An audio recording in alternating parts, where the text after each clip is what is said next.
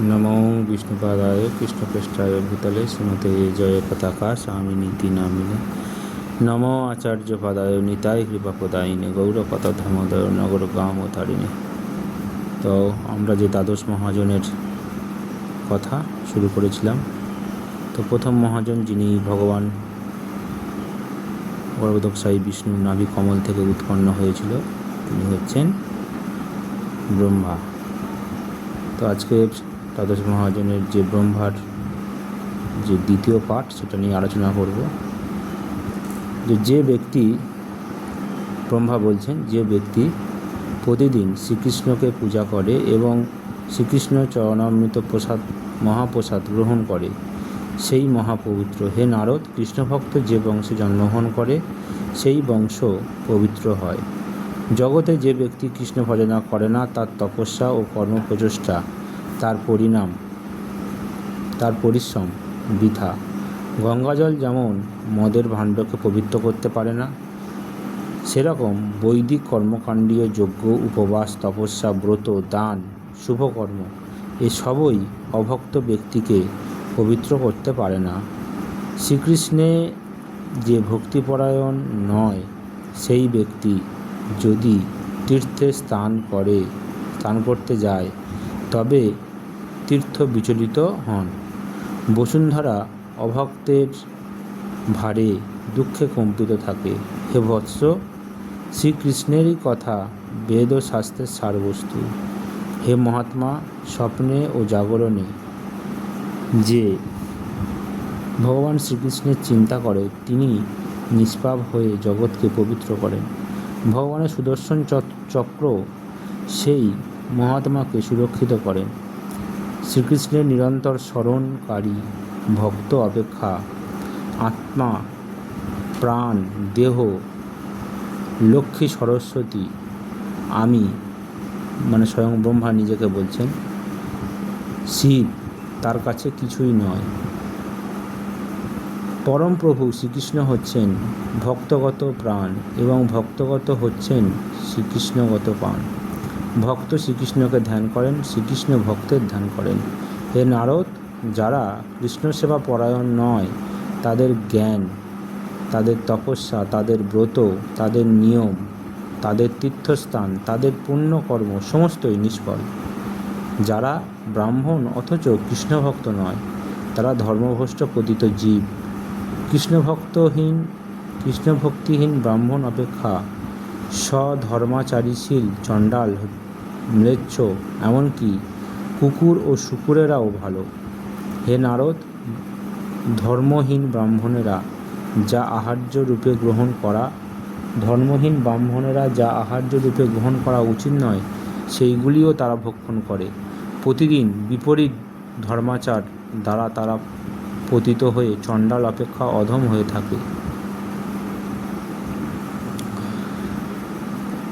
নারদমুনি প্রশ্ন করলেন, হে পিতা, ব্রাহ্মণদের স্বধর্ম কি?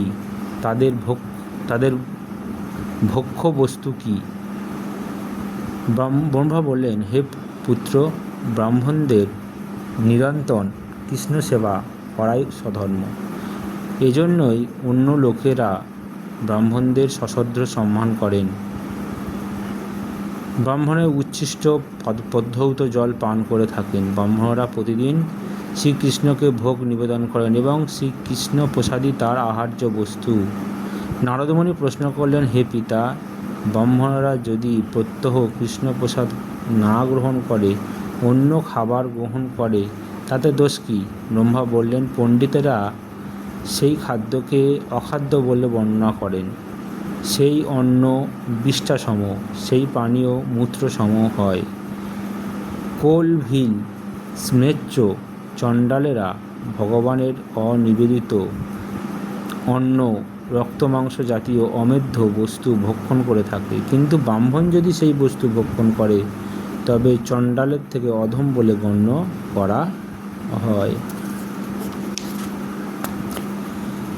হে নারদ, এখন আমি তোমাকে যে নির্দেশ দিতে ইচ্ছা করছি তা হলো এই: কৃষ্ণভক্ত শিবভক্তকে গুরুরূপে, কৃষ্ণভক্ত কৃষ্ণভক্ত শিবকে গুরুরূপে গ্রহণ করে অচিরেই কৃষ্ণদাস ভক্তি লাভ করো। তোমার এরকম নির্জন স্থানে বসে তপস্যা করার দরকার নেই।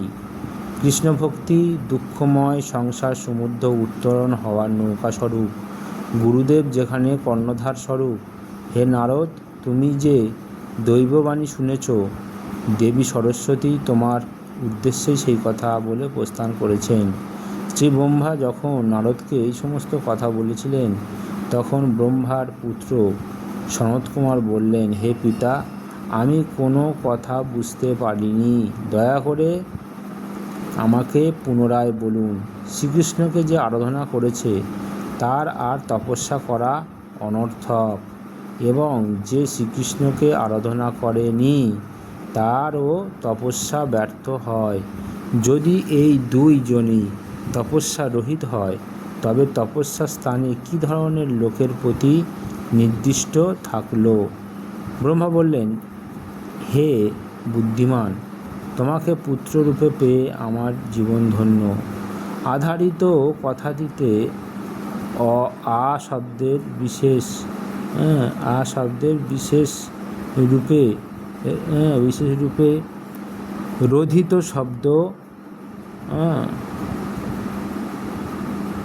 শব্দ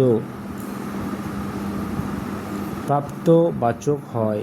অতএব যিনি শ্রী হরিকে প্রাপ্ত হয়েছেন তার তপস্যার প্রয়োজন নেই। কোনো মূঢ় ব্যক্তি যখন শ্রীকৃষ্ণে বিমুখ, তার তীর্থ দান পুণ্য ব্রত পবিত্র করতে পারে না। সনত কুমার জানতে চাইলেন, হে পিতা, কোন ধরনের ব্যক্তি তপস্যা করবে? ব্রহ্মা বললেন, যে ব্যক্তি মূঢ়তম, কিংবা যে ব্যক্তি সর্ব উৎকৃষ্ট ভক্তি লাভ করেছেন, সেই ব্যক্তি এই উভয়ই ব্যক্তি সুখী, তাদের তপস্যা করার দরকার নেই। কিন্তু মধ্যম লোকেরাই তপস্যা করবার অধিকারী বা উপযুক্ত হয়ে থাকে। মধ্যম ব্যক্তিরাই সারা জীবন গৃহস্থ সাধক সংসার ব্যাপিত থেকে পূর্বকর্মে ফল ভোগে অনুরাগী হয়, অভিসৃত শ্রীকৃষ্ণের পাদপদ্মে পাওয়ার বাসনায় কথা তপস্যা করে। সনত কুমার প্রশ্ন করলেন, হে পিতা, তারা কীরকম তপস্যা করলেন? ব্রহ্মা বললেন, শ্রীকৃষ্ণ সেবা, শ্রীকৃষ্ণ ধ্যান, শ্রীকৃষ্ণের নাম জপ কীর্তন, শ্রীকৃষ্ণের চরণামৃত, শ্রীকৃষ্ণের মহাপ্রসাদ সেবন করাই সকলের বাঞ্ছনীয় শ্রেষ্ঠ ধর্ম। হে পিতা, অধিকাংশ লোকই তো তা কৃষ্ণ ভক্তিমূলক তপস্যার প্রয়োজন আছে। তবু আমার জানতে ইচ্ছা হচ্ছে যে সংসারের সব লোক কৃষ্ণ ভজনা করে না কেন? তখন ব্রহ্মা বলছেন, হে বৎস, যার বুদ্ধি পূর্বজন্মকৃত কর্মদোষে মন্দ হয়েছে এবং অনুপযুক্ত ব্যক্তিকে গুরুরূপে গ্রহণ করেছে, তারা তমগুণের অধীন হয়ে থাকে। তার ফলে তারা ত্রিগুণের অতীত ভগবান শ্রীকৃষ্ণকে জানতে পারে না, এমনকি জানতে ও আগ্রহ থাকে না। সংসারে সেই সব লোকই তারা কৃষ্ণ ভজনা করবে না। হে পিতা, তাহলে সংসারে কারা শ্রীকৃষ্ণের বিমুখ লোকেদের কী হবে? তারা সদ্গতি পাবে। তখন ব্রহ্মা বলছেন, হে পুত্র, সংসারে সজ্ঞানে বা অজ্ঞানে